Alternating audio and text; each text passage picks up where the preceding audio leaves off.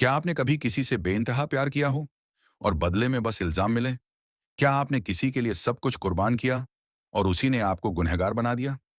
ये कहानी है एक ऐसी लड़की की जो सच्चाई की मिसाल है और एक ऐसे लड़के की जो झूठ के पर्दे में उलझकर अपने सच्चे प्यार को खो बैठता है। आर्श के दिल में इस समय एक ही नाम गूंज रहा था, मलिश्का। वो सबके सामने उसकी तारीफों के पुल बांध रहा था। प्यार तो मलिश्का ने किया है मुझसे।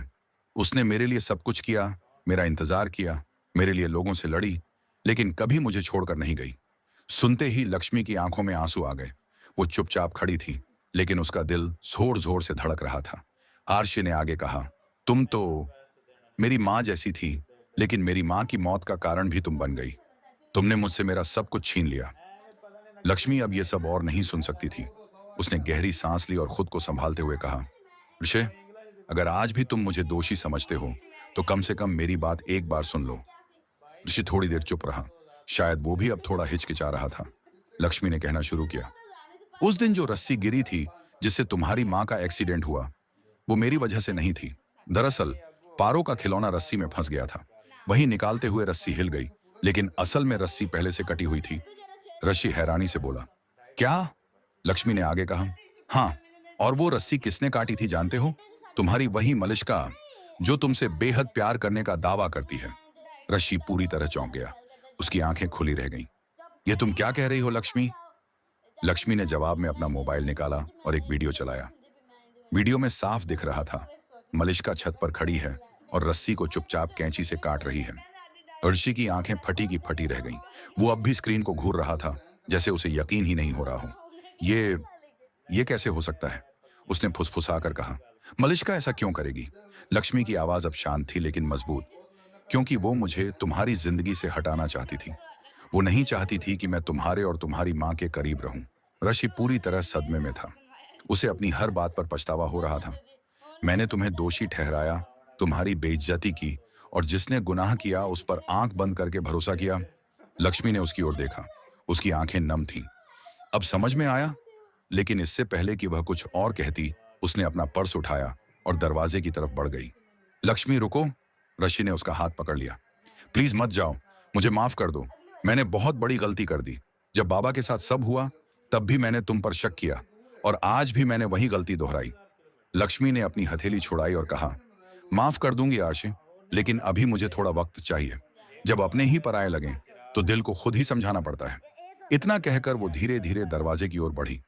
जैसे ही लक्ष्मी बाहर निकलने वाली थी, आर्शी ने पूरी ताकत से उसका हाथ फिर से थाम लिया। लक्ष्मी, तुम नहीं जा सकती। तुम ही इस घर की इज्जत हो, सच्चाई की मिसाल हो। अगर तुम चली गई तो सब टूट जाएगा। दोनों के बीच एक लंबी चुप्पी रही। फिर अचानक दरवाजा खुला। सामने खड़ी थी मलिश्का। उसके चेहरे पर घबराहट थी। उसने आर्शी और लक्ष्मी दोनों को देखा, और तब उसकी नजर पड़ी उस वीडियो पर जो अब भी मोबाइल में खुला था। उसका चेहरा फक पड़ गया। ऋषि, सुनो, ये सब झूठ है। किसी ने एडिट किया है। उसने घबराकर सफाई देनी चाहिए, लेकिन अरिशी अब और धोखा नहीं खा सकता था। बस करो मलिश्का, अब कोई सफाई मत दो। मैं सब देख चुका हूं। मलिश्का के मुंह से आवाज नहीं निकली। वो कांपती हुई पीछे हट गई। अब सच बाहर आ चुका था। आर्श का गुस्सा फूट पड़ा। तुमने मुझे, मेरी माँ को और लक्ष्मी को धोखा दिया। तुमने मेरी जिंदगी को तबाह कर दिया। अब ये घर तुम्हारा नहीं है। वो दरवाजे की ओर बढ़ा और चिल्लाकर बोला, अब इस घर से निकल जाओ, वरना मैं पुलिस को बुलाऊंगा। मलिश्का रोती रही, गिड़गिड़ाती रही, लेकिन अर्शी का दिल अब पत्थर बन चुका था। क्या आप भी यही सोचते हैं कि सच्चा प्यार समय के साथ लौटकर आता है? क्या आप चाहते हैं कि लक्ष्मी आर्शी को माफ करे? नीचे कमेंट में अपनी राय जरूर लिखें, और अगला भाग पढ़ना ना भूलें, जहां पता चलेगा कि मलिश्का को क्या सजा मिलती है और क्या आराशी को मिलेगा उसका सच्चा प्यार वापस। जहां कुछ समय पहले तक मलिश्का की मुस्कान और उसकी बातें छाई रहती थीं, अब वहां सन्नाटा था। आराशी का चेहरा उतरा हुआ था। वो खुद को ही कोसे जा रहा था। मैंने कैसे इतना बड़ा धोखा नहीं देखा? कैसे उस इंसान को अपना सबसे करीबी समझ लिया जिसने मेरी माँ को मुझसे छीना और लक्ष्मी को गुनहगार बना दिया? उसकी आंखों में गुस्सा, शर्म और पछतावा सब एक साथ उभर आए। उसने तुरंत पुलिस को कॉल किया। हेलो पुलिस स्टेशन, मैं एक आपराधिक घटना की रिपोर्ट करना चाहता हूँ। जी, मेरे पास पूरे सबूत हैं। घर के सभी सदस्य ड्राइंग रूम में बैठे थे। दादी जी, आयुष और बाकी सबको भी अब कुछ कुछ समझ आ रहा था। जैसे ही पुलिस अंदर आई, मलिश्का घबरा गई। आर्शे, क्या कर रहे हो तुम? पागल हो गए हो क्या? पागल तो तब था जब तुम पर भरोसा किया था। आरशी का जवाब ठंडा और सख्त था। इंस्पेक्टर ने आगे आकर कहा, मैडम, हमारे पास आपके खिलाफ पक्के सबूत हैं। आपको हमारे साथ चलना होगा। नहीं, नहीं, मैं निर्दोष हूं। यह सब झूठ है। मलिष्का चिल्लाई। लक्ष्मी ने चुपचाप सिर झुका लिया। वो चाहती थी कि इंसाफ हो, लेकिन किसी को इस हालत में देखना भी दुखद होता है, चाहे वो दुश्मन ही क्यों ना हो। आरशी ने अपनी नजरें मलिष्का से हटा ली। पुलिस मलिष्का को गिरफ्तार करके ले गई। उसकी आंखें बंद थीं और सोच के भंवर में डूबा हुआ था। एक के बाद एक गलतियां सामने आ रही थीं। पहले बाबा की मौत के समय मैंने लक्ष्मी पर शक किया, फिर मां के मामले में भी, और अब तक मैं उसी इंसान को सही समझता रहा जिसने सब कुछ तोड़ दिया। आवाज आई, कुछ तोड़ना कभी कभी जरूरी होता है ताकि नया कुछ बन सके। ऋषि ने आंखें खोली। लक्ष्मी सामने खड़ी थी। उसके हाथ में चाय की ट्रे थी। शायद थोड़ी गर्म चाय तुम्हारी सोच को ठंडा कर दे, उसने हल्की मुस्कान के साथ कहा। राशि ने चुपचाप कप लिया। लक्ष्मी, मुझे नहीं पता मैं माफी के लायक हूं या नहीं, लेकिन तुम्हें पाना मेरी सबसे बड़ी चाहत थी और खो देना मेरी सबसे बड़ी गलती। लक्ष्मी ने जवाब में कहा, गलती हर इंसान करता है, लेकिन उसे मान लेना ही इंसान को बड़ा बनाता है। दोनों कुछ देर चुप रहे। फिर आरशी ने धीरे से पूछा, क्या तुम मुझे एक और मौका दोगी? लक्ष्मी की आंखों में साफ पड़ा जा सकता था। दिल अब भी टूटा है, लेकिन उसमें नफरत नहीं है। मौका मैं खुद को दूंगी, फिर तुम पर भरोसा शायद लौट आए। हर किसी को अब पता चल चुका था कि असली गुनाहगार कौन था। दादी जी ने सभी को बुलाया और कहा, हमने लक्ष्मी को हमेशा पराया समझा, लेकिन असली बेटी वही थी जिसने इस घर की इज्जत बचाई, सच्चाई का साथ दिया और सब कुछ चुपचाप सहा। आंसू उनकी आंखों में थे। लक्ष्मी बेटा, क्या तुम हमें माफ कर सकोगी? लक्ष्मी ने दादी को गले से लगा लिया। आप मेरे लिए माँ जैसी हैं। जब अपनों से गलती हो तो माफ करना ही असली रिश्ता होता है। इस बार दोनों ने फैसला किया, कोई जल्दबाजी नहीं, कोई जबरदस्ती नहीं। रिश्ते को समय देंगे, फिर से समझेंगे, फिर से भरोसा बनाएंगे। कभी आरशी लक्ष्मी के लिए खाना बनाता, तो कभी लक्ष्मी आरशी के लिए स्कूल से बच्चों की बनाई हुई तस्वीरें लाती। इन छोटे छोटे लम्हों में फिर से प्यार पलने लगा। एक रात दोनों छत पर बैठे थे। चांद आसमान में था और हवा में ठंडक।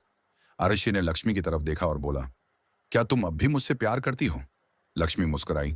प्यार कभी खत्म नहीं होता, बस कहीं अंदर सो जाता है। तुमने अब जाकर उसे जगाया है। ऋषि और लक्ष्मी अब एक दूसरे के करीब तो आ रहे थे, लेकिन सब कुछ पहले जैसा हो गया था ऐसा भी नहीं था। भरोसे की दरारें अब भी जमी हुई थीं। अब वह सिर्फ बहू नहीं, पूरे घर की असली शक्ति बन चुकी थी। लेकिन अब एक और परेशानी आने वाली थी, समाज और रिश्तेदारों की राय। एक शाम घर में सब रिश्तेदार जमा हुए। काकी, ताई जी और कुछ चाचा जी आए हुए थे। मुझे तो समझ नहीं आता, काकी बोली, एक बार रिश्ते में इतनी बड़ी बात हो जाए और फिर भी सब पहले जैसा हो जाए, कैसे हो सकता है ये?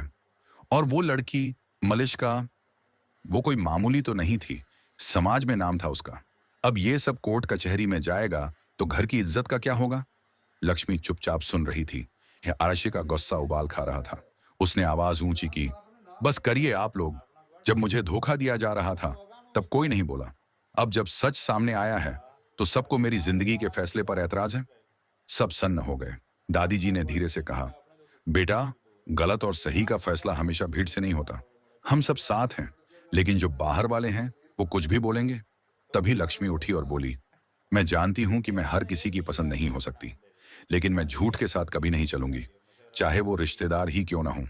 अगर किसी को मेरी सच्चाई पर शक है तो मैं अब जवाब नहीं दूंगी, सिर्फ अपना रास्ता पकड़ूंगी।